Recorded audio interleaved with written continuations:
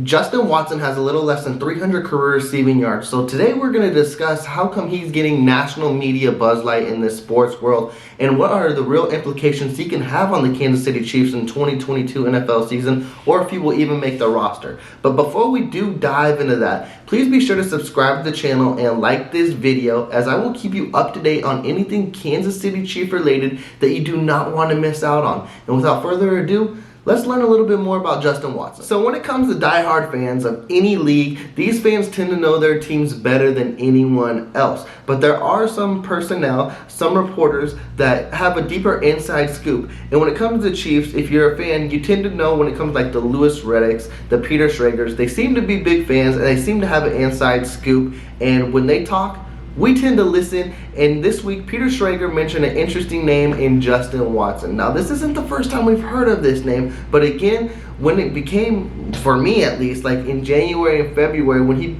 signed his future reserve contract and you heard the name, you don't make much of it because you don't know the player oh so well. But then he starts training with Mahomes, and then Mahomes has a comment on him saying, hey, I needed to tell Veach, his speed caught me by surprise, and how fast is this dude?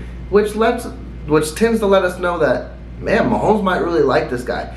And so we end up holding hope on how can he make the team. Is this really good added wide receiver depth on this roster? And so that tends to die down a little bit. But now we're at the end of June, getting closer to July training camp battles. And here we are, Peter Schrager mentioning this is a guy out of all guys we need to keep our eyes on in Justin Watson. Now, how's a guy like Justin Watson, who may have not had his fair break in this league, he came into the league in 2019, his 2020 season, had a little less than 250 yards, maybe around that range when Jameis was there, and then going into the 2021 season, he had an unapparent knee injury that kind of derailed his career from there. Now he's looking for a pickup in KC, but how does someone like him make national media roster? Is it just because of Mahomes' hype? Did he do some standout stuff in minicamp that a lot of us don't know about? Does he really have a clear cut on making this roster? Because when we talk about this wide receiving core, it is nothing like it used to be. But again, the depth is crazy, and I've ran down it before, but we're going to run down it again one more time. You got the likes of a Juju, Sky Moore, McCall Hardman, MVS, Josh Gordon, and then you go down the lower tier guys of like a Darius Fallon, who was a preseason stud, Corey Coleman, who's going to try to make this roster, Justin Ross, who a lot of us are big fans of, and then now you got a guy like Justin Watson, and I am probably missing out on more guys. The depth in this wide receiver room is crazy. So how's a guy like Justin Watson going to make this roster? Easy. It's special teams.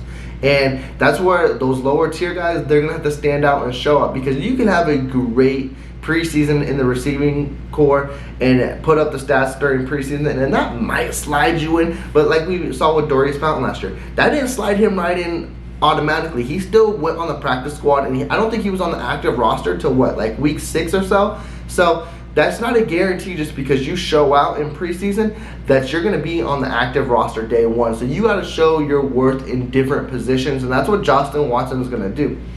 But I ended up pulling up some tape, just highlight tapes, because I didn't know much about him. Actually, I didn't know anything at all. So I wanted to see what kind of speed he really brought, because if Mahomes is raving about it, you would think it would show on tape. And the highlights tapes I really seen, definitely in his NFL career, you don't really see the speed. What you see more is the possession skills and the route running, which was kind of impressive in my eyes. But the speed didn't really bust out on scene. And I don't know if that's just the way Tampa was using him or lack of using him.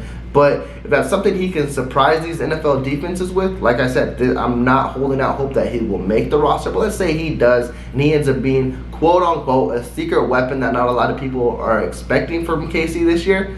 That would be a great asset, definitely in the slot. But what I like to see is, like, if you needed 5 to 10 yards thrown at the marker, he was that guy for Jameis. Again, nothing crazy, because he only had like 250 yards that year. But it was something good to see with his sure hands and the routes that he ran and the possession skills he was making. My only concern is with how deep this wide receiver roster is how legit of a shot does he have. The way Peter Schrager was talking was, it was not even going to be a shot. It's like he will be on this team and he will be making plays in September, October, and November. And I'm like, am I missing out on something? Do I need to see a little more in camp? training camp is going to be very, very fun. Because if you think about it, let's just talk about the for sure guys that I think are going to be on this wide receiver core. Juju, McColl, MVS, Sky Moore. I'm going to say those 4 are solidified. And then you could throw Josh Gordon there or not. I think Josh Gordon still has a lot to prove in training camp and in preseason, but there is high rave on him. He looks great. He looks phenomenal. I think that needs to translate to the field because we heard that coming in last year when he signed was practice. He looks great. And then on the field, it didn't really show up. Now, a whole year of learning the playbook, that's only going to help someone. So I can see how you can have Josh Gordon as your 5th wide receiver. But then it comes to the lights of a Justin Ross, who everybody is claiming is going to be KC's next great wide receiver. We'll have to wait and see. But also, too, I can see that end up being, we might be able to stash him on the injured reserve. Because let's say he does have a good preseason. Someone that young, with that potential, who shouldn't have went undrafted, it's going to be hard to stash him on the practice squad. Someone else is going to snag him up. So he might be someone that they might have to put on the active roster if he shows out in the preseason. We'll have to wait and see. And then, like, you got the lights of a Darius Fountain, a Corey Coleman, who a lot of people are forgetting about, who's trying to revive his career. Excellent receiver out of Baylor.